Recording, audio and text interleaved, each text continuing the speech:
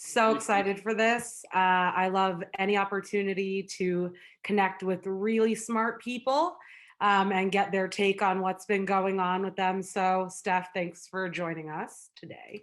Yeah, thanks for having me. Excited to be here and always excited to chat, all things influencer.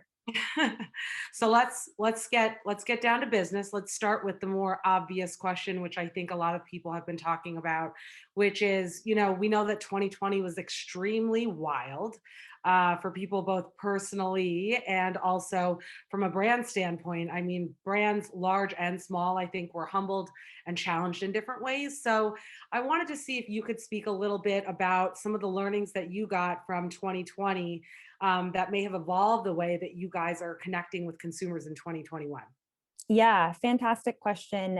Without a doubt, last year was unprecedented, I think, in every sense of the word, in a way that we have never seen, especially as marketers. But I think for us last year, we really focused on incorporating that human element and that human level into our campaigns. And I think when it comes to influencer marketing specifically, people forget that influencers are humans too. So not only are there real, genuine humans following them, but the talent themselves are also humans.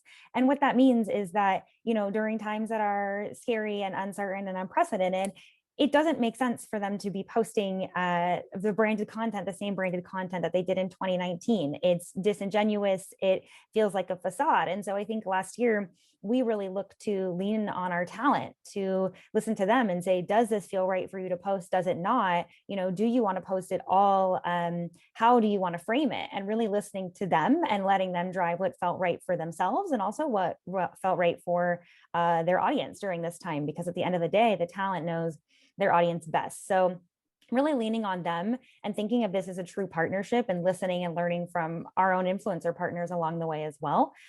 We've always kind of done that, but I think last year it was more important than ever. And I also think going into 2021, it's really continues to be a huge driver for us and something that's exceptionally important because, the talent know what's going on in the space. The talent know the comments and the feedback they're getting from their own audience. And so giving them the flexibility to decide what's going to be authentic to them, especially during crazy times, is exceptionally important. Yeah, and I saw some of that coming through in some of the other brands that I worked with last year. Everything was really all about bringing back that authenticity, which I think, does a really good job in making influencer marketing connect much more with the consumer, just everybody feeling a lot more real. So, speaking of things that came out of 2020, I think that overall we saw a lot of new chatter and a lot of new offerings by means of the mental health space. And I think it's really exciting because I think that mental health is something that we have not paid attention to enough in this country. And I'm so pleased that it's something that's been popping up a lot. And I saw and know that you guys have made that something that is now woven into the Hims and Hers offering. So can you speak to like what you guys are doing within the mental health space now and what you're offering to consumers? Yeah, fantastic question. This is something that I personally was excited about because I think, as you mentioned, last year especially, a lot of people who may have accessed in-person care no longer had that option. A lot of people who maybe already were struggling with mental health, everything going on in the world really amplified some of those concerns and some of those mental health issues. People who had maybe never experienced mental health problems before, last year was really a roller coaster. And so perhaps they're experiencing new and different things and they need support. And so Hims and Hers, we've recently released a couple of offerings, the first of which is online psychiatry offerings available through our telemedical platform. The second is online support group sessions, which is really fantastic. Most of them are themed, so you can go online, you can sign up for a session that fits your specific needs and really access care in kind of that group setting. I think it's one of the reasons also why telemedical brands like Hims and Hers are fantastic because people who haven't traditionally been able to access this care now have a go-to place from the comfort of their home that they can go to for trusted care from real professionals online. That's great. And I think that's fantastic. I love the whole group dynamic that you offer too, because I think, some people actually thrive and do better in that type of scenario. So I think that's really cool. So let's like take it back into time a little bit to before Steph Martin arrived at Hims. You were working for Third Love, and you were working on the retail side, which is it's a whole nother beast. But I wanted to get an understanding of, what learnings did you take from working on the retail side over with you to working at Hims, and what new challenges did you face in really transitioning over to the healthcare space, which a lot of people know can be very, challenging space to work in and do marketing in. Yeah, fantastic question. So, first and foremost, the biggest learning that I took away from Hims and Hers is really that, like, you have to listen to your consumers. You have to listen to them. You have to know your audience and really listen to that customer feedback. And I think that sounds so simple because people are thinking, of course, we listen to our customers, but really, truly, at Third Love, we worked super closely with our customer experience team, and we really listened to our customer feedback. So anything from reading reviews to listening to emails to really understanding some of those concepts and listening to what our consumers were truly saying. And I think that people don't realize how much of a superpower that is when it comes to influencer marketing, because if you can understand your audience and you know what they care about, not only related to just your products and services, but you know what they care about on the general sphere of the internet and what they care about with their life and their families, you can actually work with your influencer community to craft meaningful content that's going to speak to that. So, for example, at Third Love, one of the things we kept hearing was people really were interested in learning about how to style some of our more fashion items. And so, what we were able to do was actually take this feedback, listen to women say, I'm super interested in this product, I'm not quite sure how to wear it. And then we were able to work with our influencer community to create styling focused content, which sounds like such a simple concept, but actually it was extremely successful and it really allowed us to tap into those customer needs. And so I think always going back to listening to your customer and paying attention to even little details like the reviews and what people are saying can be hugely impactful. At Third Love, I used to dig through the customer reviews for certain bras. Like I would scroll through the page myself and read what are people saying, or I would ping our customer success team and understand like what are the reasons why we're getting returns, or what are the reasons why people are saying they love this product, so that we can use that data to inform our influencer strategy. So I think that's something that's really applicable to any sphere. I happen to learn that through retail specifically, but I think, it's applicable anywhere.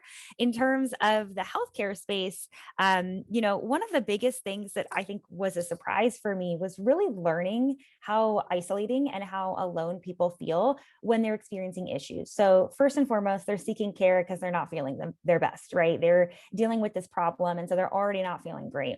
And then on top of that, to go through the struggle of trying to find a provider in network, trying to figure out how can I access care? How much is it going to cost me? And really seeing firsthand how daunting that system can be for people.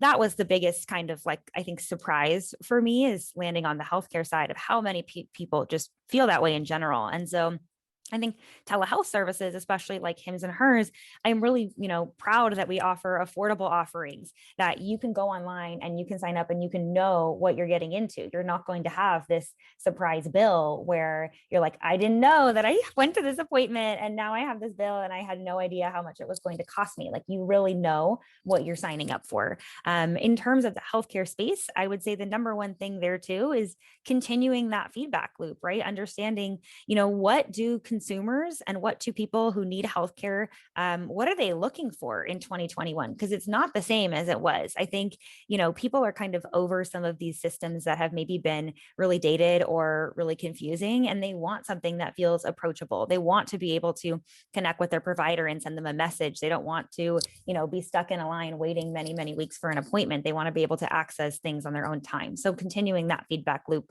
definitely applies to the healthcare space as well. No, I love that. I honestly wish there was like a hymns for puppies, because I get so many, very surprising things from the vet these days for my puppy. So many surprising bills. But I think Never that fun. it's not fun. It just really isn't. But I love that. And it sounds like a lot of what you guys do at Hims really is taking what you're hearing from consumers and really turning that into products and actions, which I think is so important for brands, and not enough brands really do it. So I think that's amazing, and really a testimony to why you guys have grown the way you have. Um, So let's talk about the social media platforms. So there's like an out of control amount of social media platforms now. I I feel like a new one pops up every day and then I have a new like panic attack about it.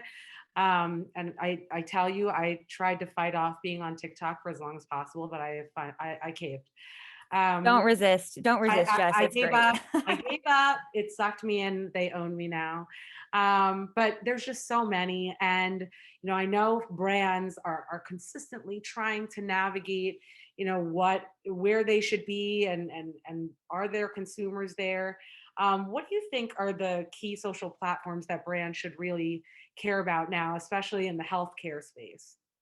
Yeah, fantastic question. So I don't think there is a straightforward answer to this. I think plain and simple, you need to think about two things when you're on the brand side. First and foremost, where are your customers now? What are they using? Where are they posting? Where are they looking for content or advice or, whatever it is that they're searching for online, understanding that user behavior. That's first and foremost. And secondarily, right, where are the customers that you want to acquire? If there's a difference there, maybe you want to continue to acquire the same type of customer, but if you're looking to expand into new customers, where are those customers? What do they care about? And what are they on? And I think that answer is going to be so different for every type of brand, right? Really depends on the audience, the demo, and all of that.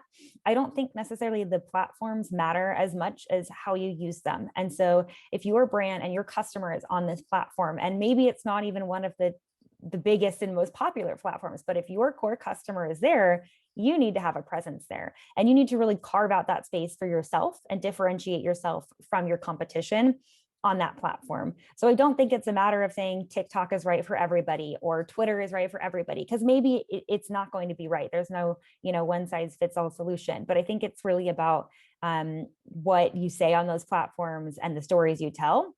On a personal note, I am loving TikTok. I'm totally TikTok obsessed. I spend way too much time on TikTok. And I think it's a really refreshing change because the algorithm is so different than anything we have seen in the space in really the last 5 years or so. It's not particularly curated. It's really this opportunity where anyone and anything can potentially go viral if it hits the right space in the algorithm. And so I think that's super exciting. And shameless plug to our Hims and Hers TikTok accounts. If you haven't checked them out, you absolutely should. Our team is making some really incredible educational content with some fantastic videos. Yeah, that's awesome. I've seen some of the stuff that you guys do. It's really good. And it's also really interesting because I have a sister who works in like for a hospital, and we were talking about how we've seen, a lot of people in the medical profession start to do a lot in the TikTok space, which is super interesting Yeah. considering, you wouldn't think of that naturally as a place where doctors and nurses are putting out content, but they've been doing it and they've been doing a really great job of engaging the community and really talking to people about some of the issues that matter in like a more fun space. So Yeah. And cool. I think that's what I was alluding to earlier, in that consumers don't necessarily want the same healthcare experience that they have had traditionally, right? Especially younger customers and younger patients, right? They want to access information in a way that feels relatable to them, in a way that they understand, that doesn't maybe feel so daunting or so disjointed. They want to consume healthcare content in the same way that they consume the rest of the content in their lives. I also think, like, you think about younger generations who have grown up with things like Uber, where you can order a car from your phone. That didn't exist. Or you can order anything else on demand in your life. Why can't you connect with a healthcare provider on your own time too? Yeah, I absolutely love that. I love it. So, speaking of changes and evolutions and platforms and new things that are popping up, from an influencer marketing perspective and for influencers, where do you think the future of influencer marketing is going? We've seen it start in a place where it was very much so about, content and tapping into specific audiences, but I feel like, and as we preach over here at Influential, it has certainly evolved over time, to be a little more hard hitting and get you closer to those ROI moments that you're looking to measure. But from your opinion, where do you think influencer marketing is going now? Yeah. Fantastic question. I'm so glad you asked. This is like my favorite thing to talk about. So I will try not to go on for too long. But I think even the definition of who is an influencer is changing, right? It used to be this very specific kind of elite and elusive group of people who had highly curated content, highly, scripted and manicured and perfected content. Everything was about kind of how aspirational you could be. And that was the hook, because people wanted to see these, perfect lifestyles, perfect brunches, perfect closets, whatever it is, perfect families. And I think now people are starting to stray a little bit away from that. People are starting to realize that, social media isn't always a reflection of real life, especially when it looks like that. And people want to get away from kind of the smoke and mirrors and see content that is more real and more raw and more genuine. And I think that's why you're starting to see the rise of platforms like Clubhouse and TikTok. Clubhouse, people want to just hear real conversations happening in the world. They don't want to see or hear, I guess, in this case, a perfectly scripted conversation. They want to hear what people have to say in a real way. And I think with TikTok, they want to hop on TikTok and they want to see people doing whatever they're doing. They want to see them making it feta cheese pasta. They want to see people, which I made last night, by the way. It was I great. If fully have anyone, made it, and it's so good. it's so good. Yeah, the TikTok pasta. For anybody out there listening and you haven't made it, just do it. Just give it a shot. Definitely. But I think people want to see more of these real moments and less of this scripted content. And I think in a way, people are also like changing their tastes for the influencers themselves, who they follow. And this is why I think being genuine is more important than ever. You look at the rise of influencers like Emma Chamberlain, and Emma Chamberlain is somebody who has just absolutely skyrocketed to fame because in so many ways, she is the anti-influencer. She's using profanity in some of her videos. She's wearing an old polo shirt that she found in her closet. Like she's, not presenting this perfectly curated lifestyle, and people love her for that. Like that is her brand in a way. And I think that, those types of influencers who are really just getting on and showing people real life are becoming the way of the future. I think people want something new and they want something that feels more relatable and more genuine. And things that they can achieve in their own life, right? Like you and I can go make that feta cheese pasta if we want to. It's not something that we need 17,000 ingredients for. We need a, luxury kitchen. So I think that's a huge part of it. And I think that's only going to continue to grow. Authenticity is only going to continue to be more and more important. And I think the other piece too, that's really interesting that a lot of people kind of tend to forget about is a lot of these influencers have really grown up in the influencer realm. So a lot of these influencers started off as maybe beauty bloggers or fashion bloggers or travel bloggers, but now they have families. And so their audience has grown with them over time, or they're in a different stage of their life, or they're doing something else, but they still have that great audience that they've harnessed over the last and amassed over the last, 6, 7, some influencers, even 8 years now at this point. And so I think the next iteration of influencers and how they're using that audience will be to seek new ways to monetize. So I think you'll start to see influencers, and we've already seen it with influencers launching their own beauty brands or things like that. But I think we're going to start to see influencers perhaps start to invest in other endeavors, perhaps start to create their own apps, or start to create some of these other types of businesses or other types of enterprises where they can use their audience as kind of a leg up against some competition. And I think you're also going to start to see influencers really look for new ways to monetize, which is how platforms like Cameo come into the picture, where influencers have an audience and people want to get even closer to them. They don't want to just see their Instagram story. They want a customized video. And so I think influencers are going to start to be very creative in the ways that they harness that audience. By the way, love your mention of Cameo. I totally bought one of those for my mom for her birthday. I got her, she used to listen to Melissa Etheridge when I was a kid in the car all the time. So I got Amazing. Melissa Etheridge to sing to her, and my dad said she got it and just started crying. Yeah, I've heard so many stories like that. People love it. They really want that personal connection. They want to It's hear so whoever cute. it is that they love saying happy birthday or congratulations, happy graduation. And it's so funny because I actually think it speaks to the power of influencers and the power of celebrities, in that people feel like they know these people, but they've never met them. I And know that's it. why they're like so touched when they get this personal video. It's so true. And I think, to your point, the other thing for the influencers is really they are, they were not brand people. They were not marketers when they started doing what they did for the most part. And I think what will be really important for all of them is to understand their voice, to stick to their voice, and to ensure that they're not changing themselves to fit specific brands, because that's when things become very inauthentic. That's when things aren't as engaging, and that's not what you want to see. So I think on the influencer side, what's important for them and for their managers to be able to do for them as they're managing them is to ensure that they are really understanding who they are and sticking to that as they continue to produce content.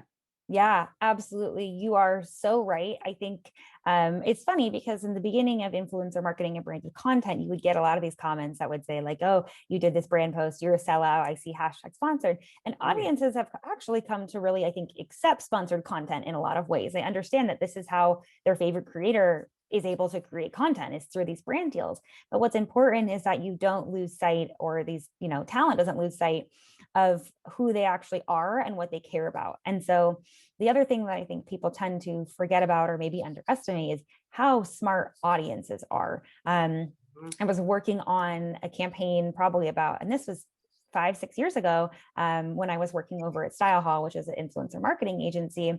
And we were doing a campaign for a feminine hygiene product. And we had this influencer make her sponsored video. And she said, this is my favorite product, when it's like this time of the month for me. And this is what I'm always using. And this is, I keep it in my backpack at school, or whatever she was saying. And the funny thing is that people in the comments said, what are you talking about? You made a video 3 years ago where you said you use this other brand. And even if it's a quick mention, or they'll say, I saw this brand in your backpack in your Instagram story X amount of years ago. And so Yeah. influencers are, incredibly powerful, but I think their audiences are also really smart. So they have to Mhm. be discerning, and they have to be creative with the brand deals that they take, and make sure it's something that is true to them and it is a product or a service that they believe in. Totally agree. Yeah, the consumers really these days do a lot of the policing. It's the truth. They will call you out. And then, speaking to influencers, you guys at Hims are no strangers to using influencers as part of your overall marketing mix. So, can you tell me, like, what would you say has been the role of influencers in your overarching marketing mix? Because you guys do a ton of stuff. I mean, the first time I ever was introduced to Hims was in a subway in New York City, when I saw one of your like billboards in the subway. It stood out because it was just so simple and Yeah. nice and clean. And also I wanted to learn more because it just was so nice looking. Um, but you guys have a lot that you guys do. So tell me how influencer kind of plays a role for you guys. Yeah, great question. So, I mean, this is one of the reasons why I love influencer marketing, is that it really is so unique from other channels in that it sits in kind of this perfect intersection between brand marketing and growth marketing. And I guarantee you, if you were to ask any other brand that's probably watching this how they're using influencers, they're going to have a different answer, because everybody thinks about it differently. Some people are, I'm 100% using it for acquisition. We're 100% using it for a brand. Some brands are doing both. Some brands are just doing product seeding, right? It really depends on the goals and the needs of each brand, which is kind of why I love it, because no two brand strategies will ever really be the same. But I think for Hims and Hers, the way that we really think about influencers is truly an extension of our brand. They are the ultimate storytellers. And I hate to say that because I know that that's a very cliche and overused word, but for us, it really is true, in the sense that they, are an extension of our brand. And so we can talk about how great we think we are, how, effective our products are, how accessible our care is all day long. But when you have an influencer who says, hey, this is really embarrassing, but I started getting adult acne when I was 29 out of nowhere, and I didn't know what happened. And it was 6 months before my wedding, and I needed care, and I needed it now because I was really embarrassed and self-conscious about it. And they're able to show their journey of like, okay, I went to forhurst.com, was able to connect with a, medical provider online. I was able to get this customized treatment for me. And then they use it for 6 months, and they can catalog that journey, and they can really speak to it and show, how it helped them and the impact it had. That's a whole other level than just us coming out and saying, here's what we bring to the table and here's who we are as a brand. That's like a real true story. And I think we see that all of the time. Our influencers will say, this product genuinely helped me. Here's how it worked for me. This is what happened. And it makes a big difference. I also think that when you're a brand like Hims and Hers, we tackle a lot of product categories that traditionally have carried a lot of stigma around them. Oh yeah, you Things sure like, sure do. yeah, yep, sure do, sure do. Things from hair loss to adult acne to sexual wellness, these product categories that people may feel embarrassed about, or they may not feel as confident and comfortable as they should, quite honestly, talking about these issues they're facing with other people. And so if you're somebody and you're encountering this issue and you're feeling like, I'm the only one who has adult acne, right? And you're like, nobody else in my life that I know has this problem, no one's talking about it. And you see your favorite influencer or somebody who you really trust online breaking down barriers and really challenging those stigmas and coming out and saying, I'm not afraid to share my journey, and this is what happened to me, and this is how it worked for me. It really makes a big difference. So we do think about influencers again as true partners and really as another layer of our brand. No, that's awesome. I mean, I think that's a great approach.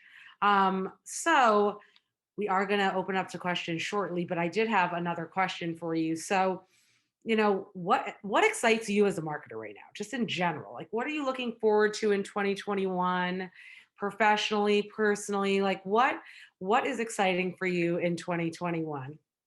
Yeah, amazing. I mean, so many things, quite honestly, but I think for me as a marketer, I'm most excited to see, and hopefully, if it is safe to do so, how things open up and how brands will really take advantage of these opportunities as things start to open up in the world again. So, what does out of home marketing look like after, people start to go back out again? What are experiential marketing tactics? Like, what does that look like in 2021? Because it's definitely not going to be the same as it was in 2019. And so I'm really looking forward to seeing creative ways that brands will come up with strategies to tap into kind of this like new normal or new life that we're all going to experience.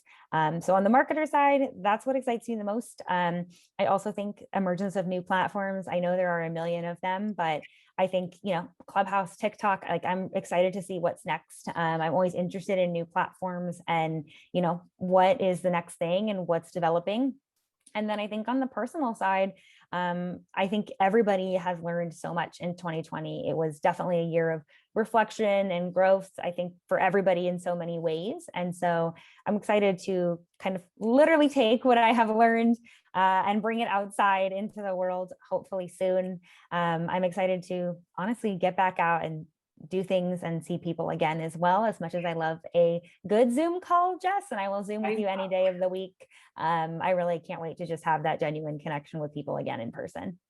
Oh, you don't have to tell me. I think everybody at Influential knows I love being with everybody. So I am super excited about that. And while I did love working remotely and being very effective and efficient in my work, I do love the opportunity to be able to see people again. I'll say that our team over here makes every effort to stay connected and to continue to touch base all the time. I randomly like Slack video call people regularly. So, it's always fun that way, but it's great that we'll be able to kind of evolve things. We have some Q&A questions. So I want to dive into those. So first question is, how important is the data behind influencer marketing? Do the metrics drive the messaging? So it should. And that's my honest opinion is it should. And I think you really have to understand like what are the talking points that people care about and how is that content performing? Again, the KPIs for your brand will be different depending on what you do and what industry you're in and what you're looking for. Some brands really only care about metrics like EMV. Some brands really only care about, reach or brand awareness metrics, and some brands like their number one thing is they're looking at customer acquisition costs and they're using influencers solely as a vehicle for acquisition. But I think regardless of how you're using influencer, you need to have data be at the core of your decision making, and I think it doesn't necessarily have to be kind of this like obtuse data, even looking at what are the talking points that they're saying, what is the type of messaging, what are the sizes of influencers you're working with, and letting the data lead you through those decisions is always a good first step. Awesome. And so how do you balance? So like I said, you guys have worked with all levels of talents. How do you balance working with like celebrity and macro influencers and micro and nano influencers? How do you guys balance all of that? Yep. Yep. Great question. We have a number of different teams. So we have a team that handles kind of our, what I would call like nano or ultra micro influencers. There's a team dedicated to that and dedicated to kind of growing, that size of influencer. And then there's a team that I work on with two other people. So we're a lean team of three, and we really handle everything else. It's definitely a balancing act. I will say we are always testing and learning and trying to try new things, but really going back to that last question, everything is driven by data. And so if something isn't working, we have to know when it's time to pivot. But I also like to look at all the factors and understand, is it a certain size of influencer, or was it the video they made? Is it, the type of influencer and the category of influencer, or is it something else? So I think you also have to continue to kind of ask those questions too, to understand where do you want to allocate your resources. Cool. So what would you say has been the most successful marketing program that you've ever worked on? Oh man, there's a few of them that I would love to talk about, but unfortunately I can't. But I will say that especially back in my agency days at Style Hall, at least my favorite campaigns, I don't know about most successful, but I would say my favorite were a lot of the ones in the beauty space where we would have influencers post something and it would sell out like immediately. And that was always a very fun and cool feeling, is the video is up and then 24 hours later you go to check on something or somebody pings you and they're like, it's sold out, it's gone, the whole shade is gone, or whatever it is. So I would say anytime that you have that kind of like we sold out feeling is a success, and always makes for a good campaign.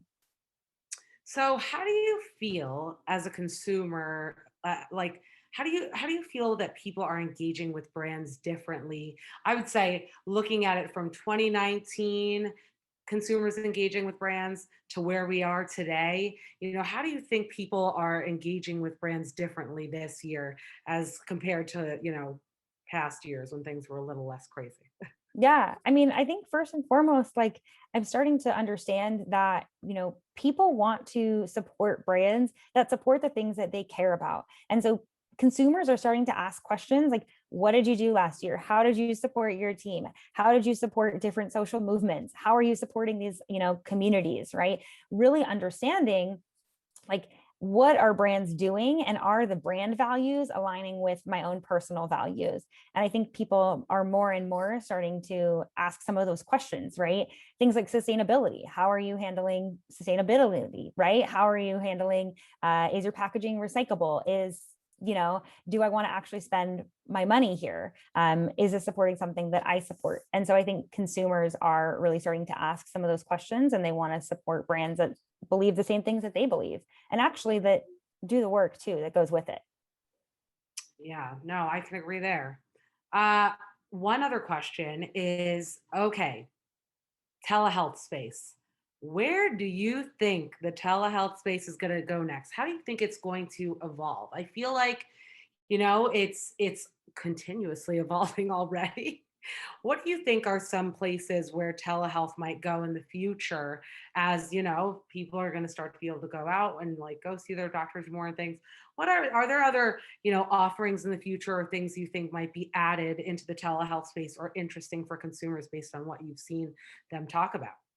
So the biggest thing that I can see, and that I can only guess because can't predict the future, but I think consumers are going to lean more into telehealth. I think there's a lot that's happened this year where people are realizing like, oh my gosh, I don't have to wait 3 weeks to get this appointment. I can actually go do it now and get this handled.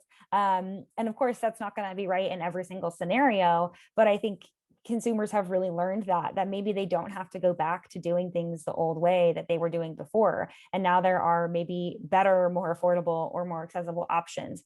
So I can only hope. And, I really do think the future people are going to continue to adopt telehealth more and more. And it's going to become, right now, it's something new, but I think it's going to become as widely adopted as any of these other, types of things that we have on demand. Yeah, and it's cool. You guys are definitively a leader in this space. You're one of the first ones I had ever heard of when I was working in New York City back in my day.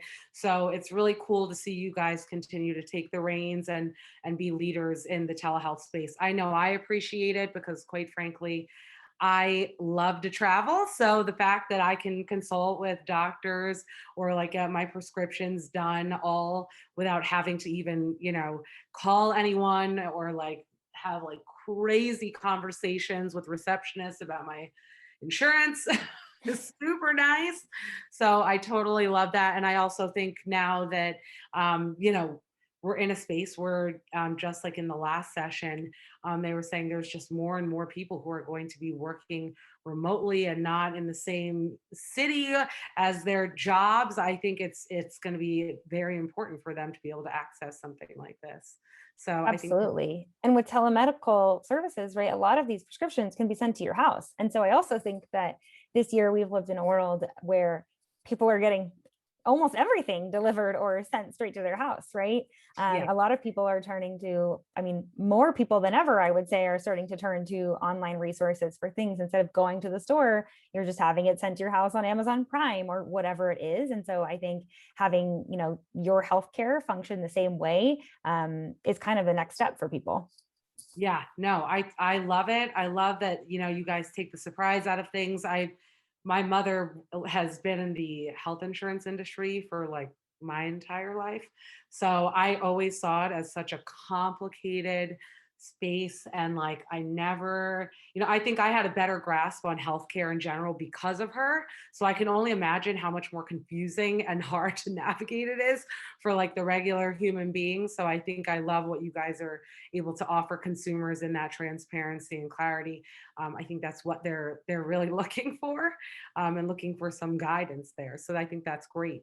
There was one more question here, and it says, "What roles do each type of influencer play to your audiences?" So just knowing that you guys work with a whole bunch of different levels of influencers, are there specific roles for the micros versus the celebrities versus the macros for you guys? Yep, definitely. Each, I would say I think of it personally as an ecosystem, right? Where all of these different types of influencers live together and they all each serve their own purpose. I can't go too much into detail about each one, but we definitely have a strategy behind why we're working with micros versus why we're working with, macros and then celebrities and VIPs, and the types of messages that we're looking for each of them to share with their audiences and the types of content that we're looking for them to create. So it really varies by size of influencer.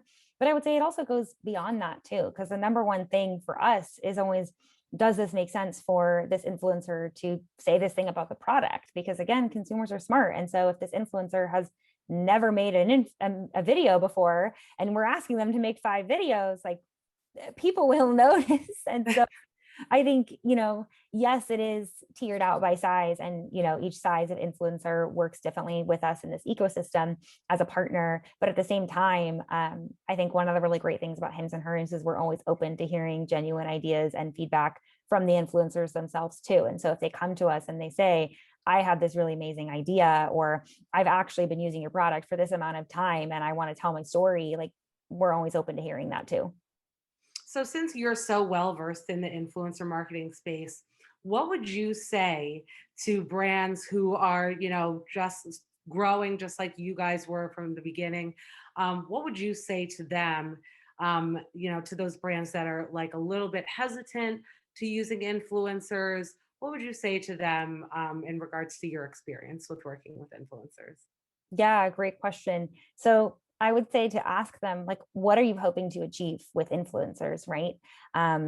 What are you really trying to do? And if you're, for example, if you're a small local, clothing store, that goal is going to be a lot different than if you're a software company. And so if you're really trying to drive people to make in-store purchases, if you're really trying to drive people to shop from your e-com site, whatever it is, understand what you are hoping to get out of your influencer program. And then from there, I would say, try to test a little bit of everything, because again, like what works for us is not going to be the same as what works for, you know, any other brand. And so you really have to start testing and building those genuine connections with influencers to understand what works. And I think the last thing too is, the earlier you start building those connections, the better they'll be. Because now, you know, I've been at Hims and Hers almost 2 years, and we have influencers who I've been working with for 2 years, and they know me personally, and they know that they can email stuff at Hims and like they will get a response. And they've actually grown with us as a brand and turned into true brand advocates, which is always the goal. Totally. And Chris is here now to boot us off the stage. Boo. The proverbial wrap it up music. Steph, thank you so much. You guys are a trailblazing company in a super cool space, and we love nothing more than to have influencer marketing folks on the program dropping knowledge. So thank you so much. That was fantastic. And props to Jess. This was her first session on Brand Innovators.